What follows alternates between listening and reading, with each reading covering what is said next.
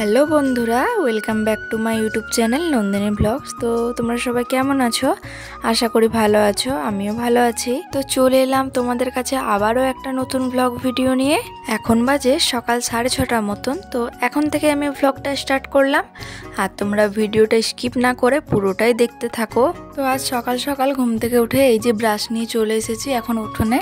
তো ব্রাশ করে নিলাম। আমি ব্রাশ করার পরে চলে গেছিলাম রান্নাঘরে, রান্নাঘরটা ঝাঁট দিয়ে নিলাম। রান্নাঘরটা তো আমার ভালো করে ঝাঁট দেওয়া হয়ে গেছে। এখন এই যে গ্যাসের কাজটা মুছে নেব ভালো করে। কালকে রাত্রেবেলায় ঘুমাতে আমাদের 11টা সাড়ে 11টা মতন বেজে গেছিলো।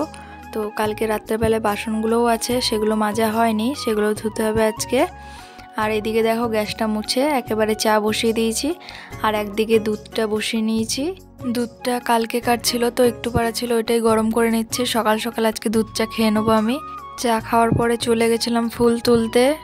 আজ দেখি জবা ফুল তো বেশি ফোটেইনি, 2-3টে মতন ফুটেছিল, তো সেগুলোই তুলে নিলাম। আর এই যে এটা হচ্ছে নয়নতারা ফুলের গাছ, এখানেও কিন্তু বেশি ফুল ছিল না, তো এই কটাই ফুল তোলা হলো আজকে। শীতকাল বলে বেশি ফুলও ফুটছে না। তো ফুল টুল তুলে এই যে বাড়িতে চলে এসেছি, এখন বিছানাটা তুলে নেব। তো আমি এক এক করে কাঁথাগুলো ফার্স্টে তুলে নিলাম, এরপরে বালিশগুলো গুছিয়ে রেখে দিলাম। তো দেখো তোমাদের সাথে গল্প করতে করতে আমার বিছানাটা তোলা হয়ে গেছে। তো এই যে এখন রান্নাঘরে চলে এসেছি, আর এখন বাসনগুলো মেজে নেব। আমি কিন্তু প্রত্যেক দিন রাত্রেবেলায় খাবার পর বাসনগুলো সব মেজে নিই। কাল অনেকটাই রাত হয়ে গেছিল বলে আর মাজতে পারিনি, আর প্রচণ্ড ঠান্ডাও লাগছিল। আমাদের রান্নাঘরটাতে তো মনে হয় বেশি ঠান্ডা লাগে। বাসনগুলো আমি ভালো করে মেজে নিয়েছি, আর এই যে এখন হাঁড়িটায় দুধটা বসিয়ে দিলাম।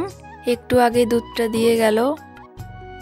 আজ অনেকটাই বেলা হয়ে গেছে, তো আমি ভাবলাম যে একদিকে ভাতটা তাহলে বসানো যাক। তাই হাঁড়িতে জল নিয়ে গ্যাসে চাপিয়ে দিলাম, আর এই যে চালটা ধুয়ে দিয়ে দিলাম। আর আজ রান্না হবে ভাত, ডাল, আলু করলা ভাজা, আর টমেটো আছে, টমেটো চাটনি করে দেবো, আর ফুলকপি আলুর তরকারি।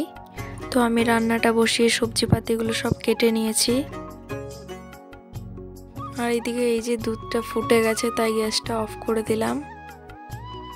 এরপর ভাই আমার কাছে এসে বলল যে ওষুধ খাওয়ানোর জন্য। ওর কদিন ধরে খুব কাশি হচ্ছিল, তাই ওকে ওষুধটা খাইয়ে দিলাম। আর সকালবেলায় তো আজকে রান্নাঘরটা মোছা হয়নি, ঘরটা শুধু ঝাঁট দিয়েছিলাম আমি। তো এখন ঘরটা মুছে নিচ্ছি ভালো করে।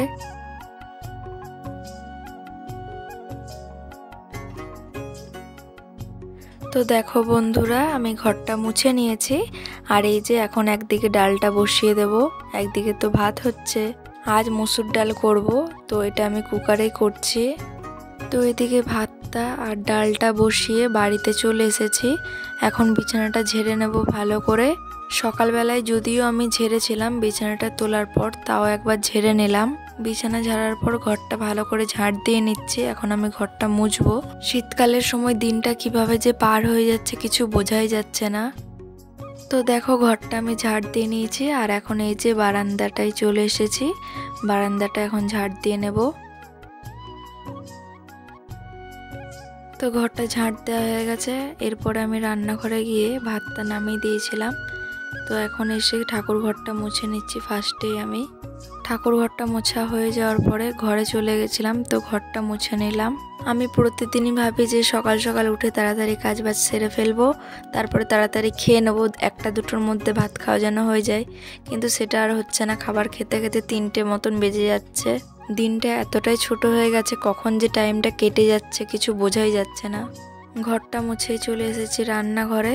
তো ওই যে বললাম ফুলকপি আলুর তরকারি হবে, তো সেটাই আর কি করছিলাম। আর এদিকে মশলাটা বেটে নিলাম শিলে। তো এখানে আমি আদা, রসুন আর পেঁয়াজটা বাটছিলাম। তো মশলা বাটা হয়ে গেছে, এখন এটা বাটিতে তুলে নিলাম। তো এখন আমি ফুলকপি আলুর তরকারিটা করব বলে এই যে কড়াই তেল দিয়ে পেঁয়াজটা ভেজে নিয়েছি লাল লাল করে। তো এর উপর দিয়ে দিলাম পেঁয়াজ বাটা, আদা রসুন বাটা। তো মশলাটা এখন ভালো করে কষিয়ে নিতে হবে। আর এইদিকে দেখো আমি কিন্তু আগেই ফুলকপিগুলো সেদ্ধ করে রেখে দিয়েছি। তো গাইস রান্না বান্না করে নিই, তারপরে দেখা হচ্ছে তোমাদের সাথে। গুড ইভিনিং গাইস, দেখো এখন কিন্তু বাজে বিকেল 5টা সাড়ে 5টা মতন। তো আমি কিন্তু গিয়েছিলাম টিউশনি পড়াতে, আর এই জাস্ট বাড়িতে এলাম। দুপুরবেলায় আজকে রান্না বান্না করার পরে স্নান টান করে খাবার দাবার খেয়ে ঘুমিয়ে পড়েছিলাম। তো ঘুম থেকে ওঠার পর দেখছি 3:30 পৌনে 4টে মতন বাজে। তো তখন রেডি হয়ে চলে গেছিলাম টিউশনি পড়াতে। আর আজ জানো তো অনেকটাই দেরি হয়ে গেছিলো, তাই আর তখন ব্লগটা স্টার্ট করতে পারিনি। তো এখন দেখো তোমাদের সাথে গল্প করতে করতে জামা কাপড়গুলো সব তুলে নিয়েছি। আর এই যে উঠোনটা ঝাড় দিয়ে নিচ্ছিলাম। আর ওই যে দেখছো তো আমার দুষ্টু ভাইটা কত বদমাশি করছে। তো ফোনটা আমার স্ট্যান্ডের কাছে রাখা ছিল বলে ও খালি ক্যামেরার কাছে যাচ্ছিল আর আসছিল। আমাদের এই উঠোনে ঘাসে তো আগে অনেকই ভর্তি ছিল, তো এখন ঘাস মারা ওষুধগুলো দেওয়ার পরে ঘাসগুলো তো সব মরে গেছে। তো এগুলো তো সব পরিষ্কার করা হয়েছে বলে ফাঁকা ফাঁকা লাগছে, পুরো দেখতেও সুন্দর লাগছে। তো উঠোনটা ঝাড় দেওয়া হয়ে যাওয়ার পরে এই যে বাড়িতে চলে এসেছি। আর দেখছি ভাইকে এখন মা পড়াচ্ছে। এর কাছে ও কিন্তু এখন বেশিক্ষণ বসবে না, আমাকেই পড়াতে হবে। তো চলো গাইস, তোমাদের সাথে দেখা হচ্ছে নেক্সট ব্লগে। ভিডিওটা যদি ভালো লেগে থাকে অবশ্যই লাইক কমেন্ট শেয়ার করে দিও, সাবস্ক্রাইব করে দিও। টাটা।